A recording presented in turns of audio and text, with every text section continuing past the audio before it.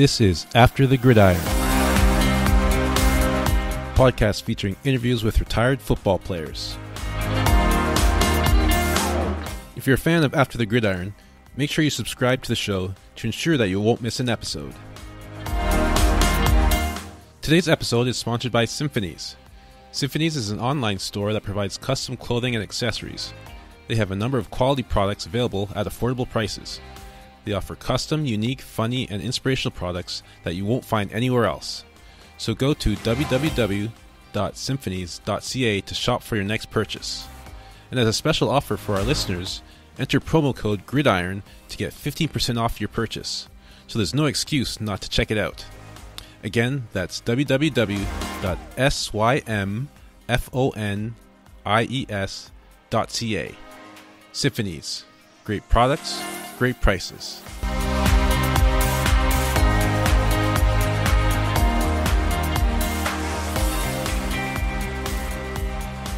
Hello, everyone, and welcome to another episode of After the Gridiron. I'm your host, Lyle Green, and today we have another great guest lined up for you. Today we have Ross Tucker. So Ross is a former NFL player. He played 7 years in the NFL. He played with the Washington Redskins, Dallas Cowboys, Buffalo, New England, Cleveland, and then finished up back with Washington. He was an undrafted free agent out of Princeton, so he went to an Ivy League school, so obviously has some brains behind him. He's an all-Ivy League player in 2000 and also a two-time academic All-American. So definitely put the books to work while he's at school. And now he's doing media. He has his own podcast, is the Ross Tucker Football Podcast, which is available on iTunes and Stitcher, and also on his website, rosstucker.com. So Ross, thanks for coming on, and welcome to the show. Lyle, it is my pleasure. Love the concept of the show and was excited when you reached out, and I appreciate that very nice intro. The important thing is everybody needs to know I love podcasts. Love that Lyle has this podcast. I got a bunch myself. Ross Tucker Football Podcast is daily. And then if you're into fantasy football, I've got the Fantasy Feast. If you're into betting on the games, I've got Even Money. So I'm doing everything I can, Lyle, after the gridiron to get paid to just talk about football. That's awesome. So you have a few podcasts going on then.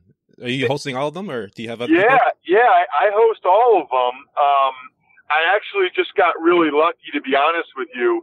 When I retired in 2008, I was writing for Sports Illustrated, and ESPN hired me away to write for them. I felt like that was sort of my competitive edge as a former player in the media, was to be able to actually write about the game. You know, I was a guy that went to Princeton, as you referenced, and had to write, 25-page papers on Machiavelli or Rousseau or whatever.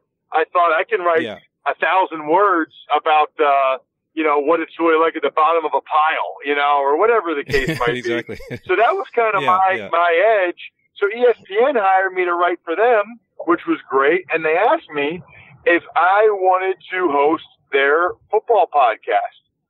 Literally, Lyle, I didn't even know what a podcast was. I had no idea, but I said, sure, I'd love to. All I knew is they were going to pay me to talk about football. And I was on board with that. Yeah, so I said, sure. Yeah. So what happens is, this is 2009, 10, 11. So we were like the only football podcast in town. I mean, there was not a big podcast inventory back then. So we really grew. We grew to the point where there was like 90,000 people listening per episode. And then I eventually went on my own with the Ross Tucker Football Podcast and was able to bring over a lot of that audience. So it would be tough, nowadays to start from scratch. But fortunately, I didn't have to start from scratch. I started with sort of a built-in audience already there. And then I added a fantasy show and added a sports betting show and a college draft show. So now I have like almost a podcast network. Oh, nice. So you had some groundwork before you jumped into it, and you had a little background with ESPN, as you mentioned. So yeah, you had a good boost to start things off. Yeah, that's exactly right. Yeah. All right, so before we get more into what you're doing now, let's talk about your football career a little bit. And what I usually start off is by asking my guests something about them that most people don't know about them. So what's something interesting about you that most people don't know about you? Wow, that is a great question. I'll give you a couple. One is that my dad is 5'9", 170 pounds. And, what? No way. Yep. And when I got married, I had a back surgery for the Buffalo Bills, and I was just about 6'5", 337 pounds on my wedding day. Oh wow! So I think that always surprises people that a dad that size can produce a boy that size. A son so big. Yeah. That's number one. So where's the height come from in your? Oh, go ahead. Well, no, I'm glad you asked. So my mom is 5'9", and my mom is broader shouldered, I'd say. My uncle went to Delaware on a full scholarship for football, so I really get it from my mom's side of the family. And what I tell people is, if you look at NFL players, NFL linemen especially, it's almost always the mom. Like, sometimes the dad's big, but the mom is almost always big, like a bigger woman. They just are. It's just part of it. So, and I think sometimes the dad's big because that's because he married a bigger woman, you know? I just think the mom has a lot to do with it. So I tell people that. The other thing that you'd probably think is interesting is my senior year of high school during basketball season, I was probably 245, 250 pounds.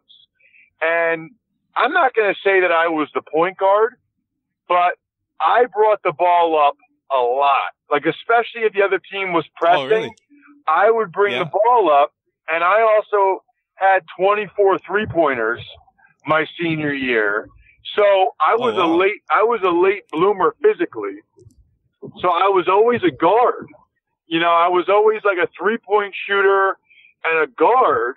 And then I just happened to be really big and get like in ninth grade, I was 5'9", 150, 10th grade, 6'1", 180, junior year, you know, almost 6'4", 210.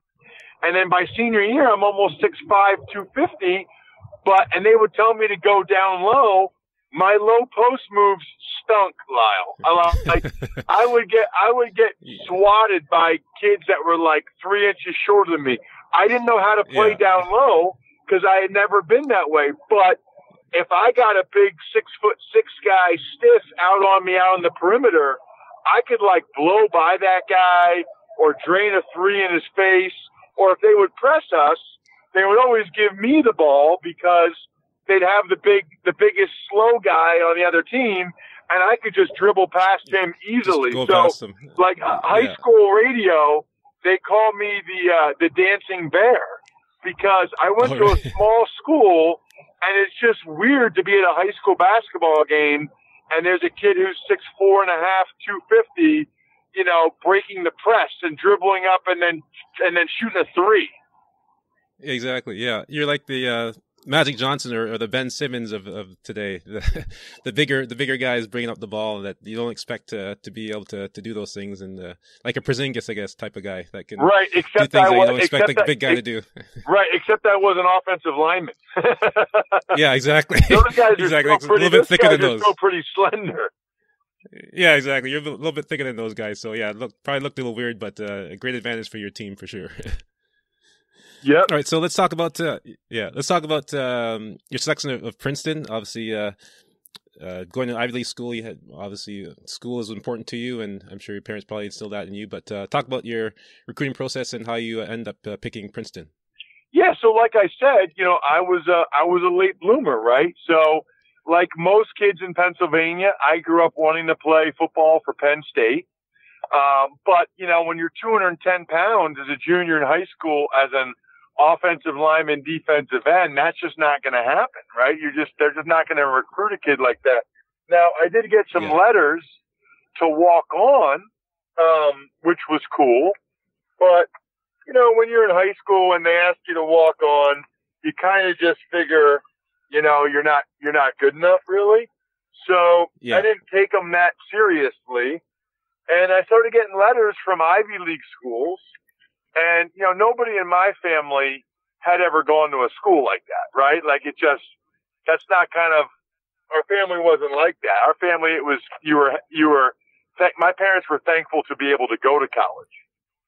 My mom had to work like 4 jobs to get through college. So, it was just, very cool, to be able to have these schools. I remember the first day that college coaches could come to your house for recruiting. Both Harvard and Princeton came to my house, and my grandma was there, and she was 85, 90 years old, and she was just beaming. Because I think in life, you want to feel like each generation is sort of growing and evolving, and that, things are getting better and better, right? Yeah, they're having better opportunities. Yeah. So for her, to be there, and her grandson has not only the ability to go to Harvard and Princeton, but they're like really wanting me fighting to go. Over him. Yeah, they're fighting over me. I mean, she just couldn't have been prouder. I've never seen her smile like that. She was just beaming all day. So, and I can picture that. I mean, if I have 2 daughters now, if they were getting recruited by schools like that, you would just be like so proud and so happy, and just feel like you, as a parent or a grandparent, that you did the right thing or whatever. So it was very cool. Yeah. I also had scholarships to William & Mary and Delaware. So I had to decide between, going to school for free or paying, at the Ivy League. But I just thought the opportunity, I distinctly remember thinking, I'll never make the NFL. If I can go to Harvard or Princeton because of football, I got to do it. I got to go. Yeah. So I went, and I went, and it's kind of funny because I guess on some level I've never really used the Princeton degree but I have it, and I have used it in different ways, and I'm glad I went there.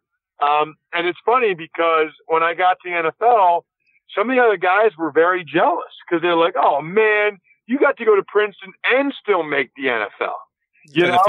So they were almost worlds. The best of both worlds. Yeah, they were almost jealous of me. Yeah.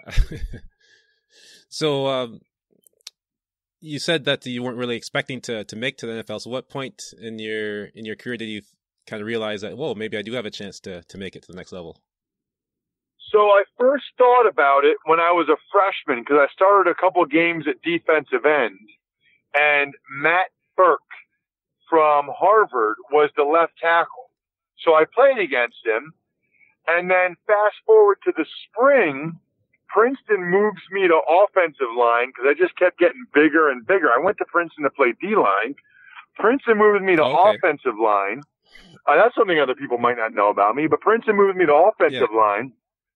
And so during spring football, I'm playing offensive guard, and next thing you know, Matt Burke gets drafted in the 6th round by the Minnesota Vikings.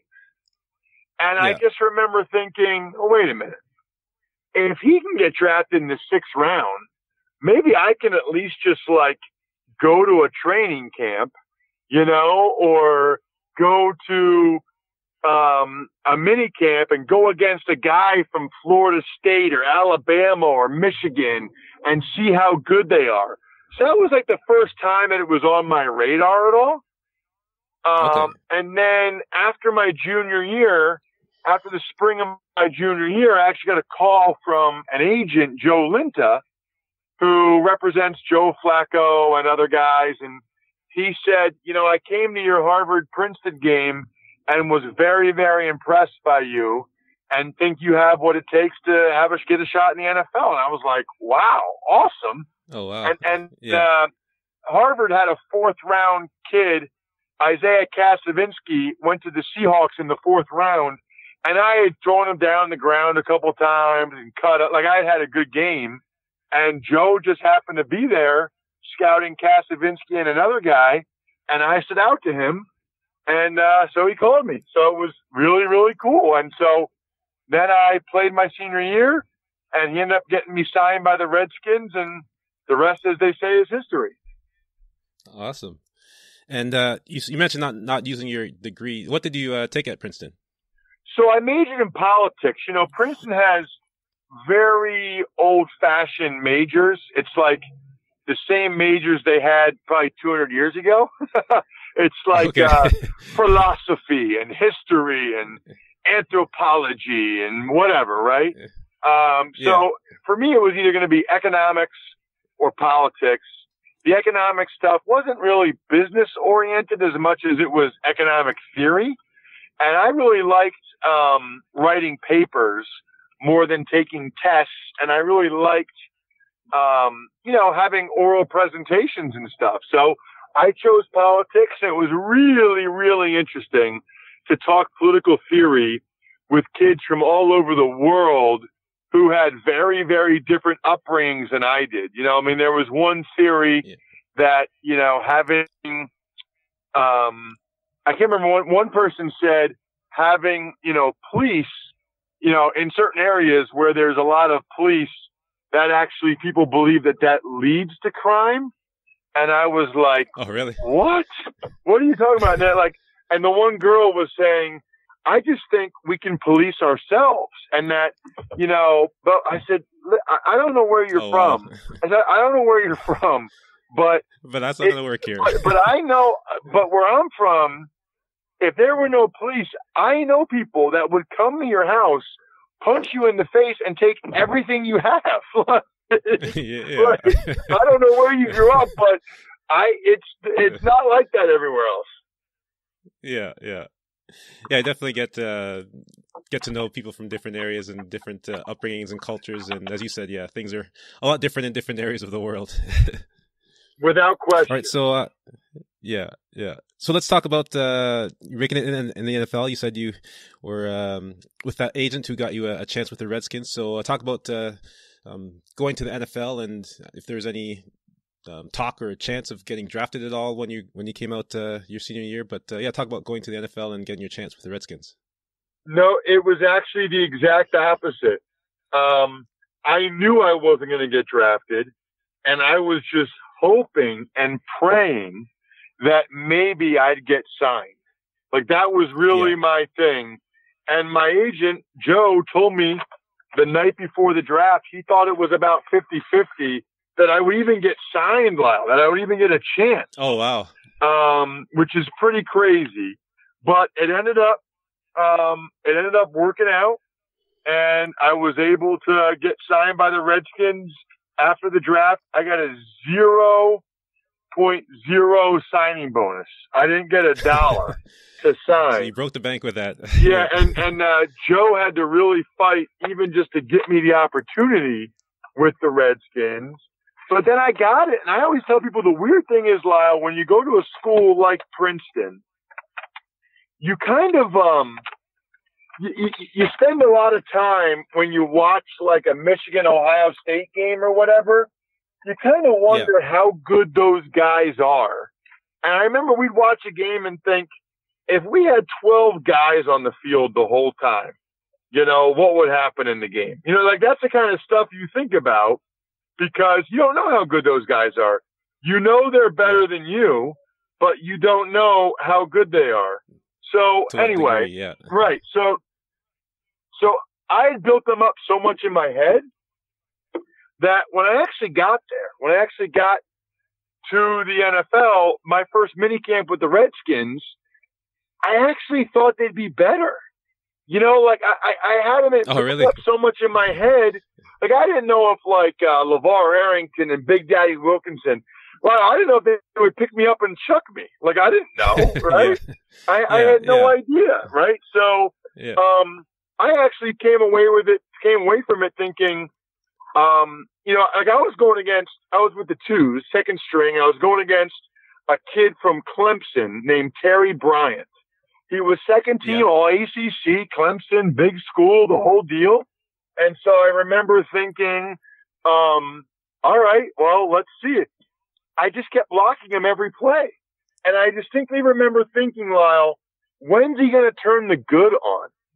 You know what I mean? Like, when's he going to show me? When's he going to blow by me? Yeah, when's he going to show me that he's second team all ACC and that I don't belong with him?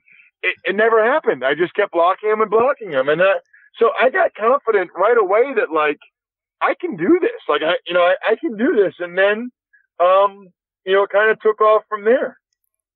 Yeah.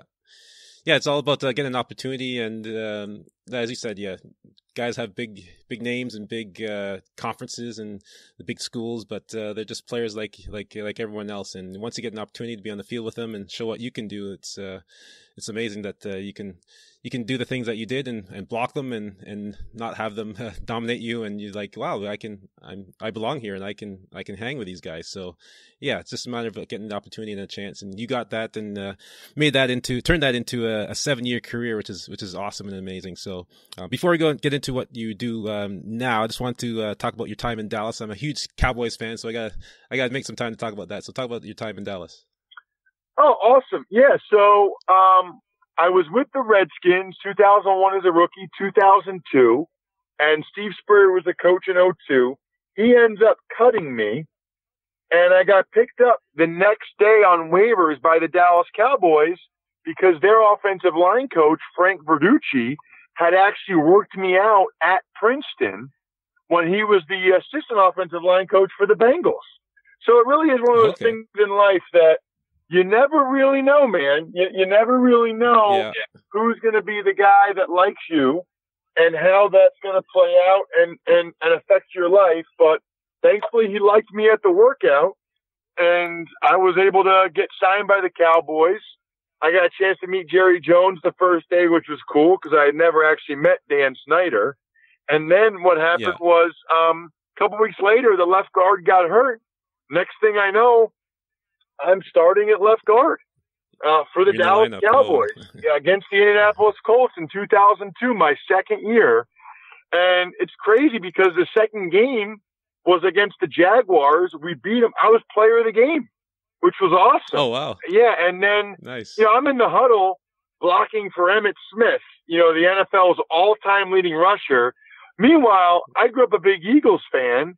And Emmitt Smith had been like with the enemy since I was 11. An Eagles killer. Yeah, Eagles killer since I was 11. I hated him, and now I'm blocking for him. And it's just cool because I just got a video from NFL Films of all my highlights because they do that now. And it's just so cool to be able to show my daughters me blocking for Emmitt. The other thing I remember about the Cowboys that was funny is every time we go to like the hotel, team hotel, away or home, it would just be packed. I mean, packed. And we were terrible, Lyle. We were not a good team. I just remember thinking, but we were the Dallas Cowboys. And I remember thinking to myself, do these people know we're not good? But it didn't matter. We were the Cowboys. And so it was very, very cool. The weirdest part about it was actually I started a game against the Eagles. And so you just don't, like, it wasn't that weird to wear a Cowboys uniform. It was actually kind of sweet to put the star on the side of my head, Like, what an honor, right? But playing against the Eagles was weird just because I grew up loving that uniform, Yeah. It'd be a weird experience, for playing against your favorite team growing up. But and it turns into a business, and you got to do what you got to do for the team and for the employers that's paying you the bills. So let's go into what you're doing now. You're into the media. You started your podcast and your podcast network, and you did some stuff with Westwood One, I believe, as well. So talk about transitioning into life after football. Yeah, very fortunate. I told Peter King, I met Peter King, and I told him that I wanted to write when I was done playing. He loved it.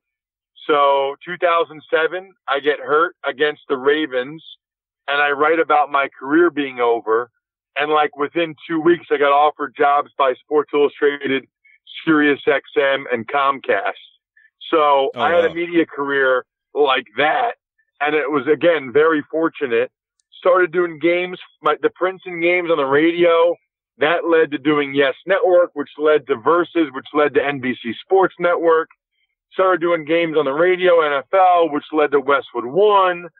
I do college football now for CBS Sports Network.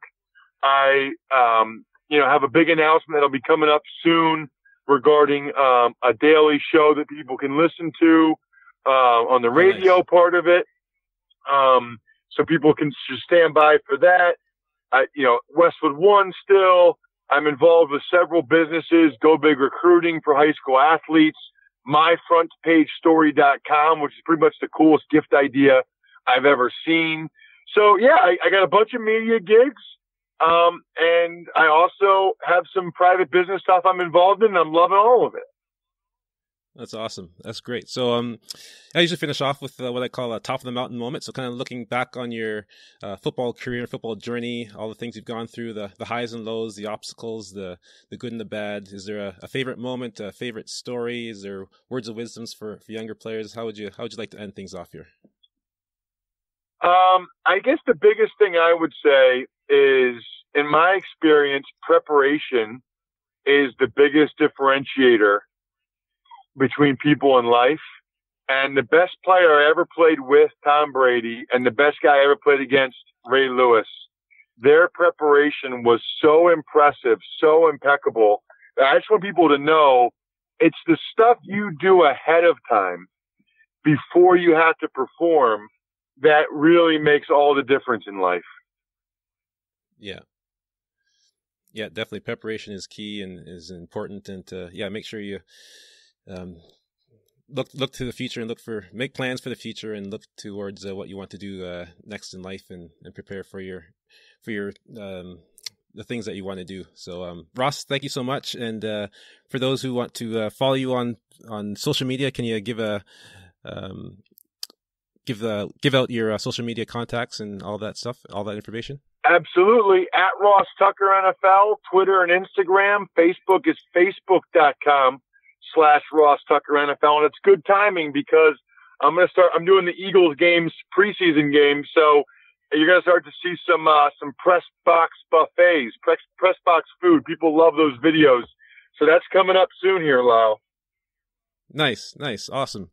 So yeah, everybody tune in to his podcast as well, the Ross Tucker Football Podcast, and all his other podcasts, which are available on his rosstucker.com. And I'll have all the information in the show notes so people can click and get all that information once they see that. So Ross, thank you so much, and I appreciate your time. Lyle, my pleasure. Thanks for having me. It's a great show you got. Congrats on your success with it. All right, thanks, Ross. Appreciate it. Take care.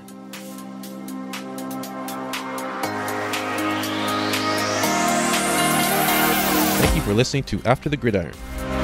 If you're a fan of the show, please make sure you subscribe to the show and also leave a rating and review. By doing that, you also help to spread the word about the podcast and assist others in finding the show so more people can enjoy this great content. You can also follow us on Facebook, Instagram, and Twitter, with the links to those being found on the website. Your support is very much appreciated. Also, please visit the resources page on the website for links to our sponsors and affiliates. Their support helps to keep the show running. So go to www.atgridiron.com/resources to check them out. Thanks again for listening, and I'll see you when we kick off our next episode.